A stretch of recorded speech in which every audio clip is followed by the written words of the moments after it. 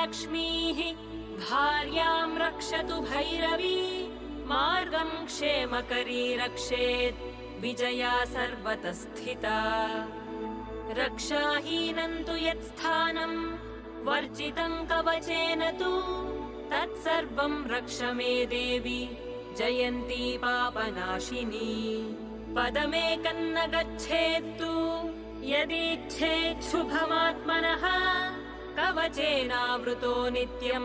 यत्र यत्राधिगच्छति तत्र तत्रार्थलाभश्च विजयः सार्वकामिकः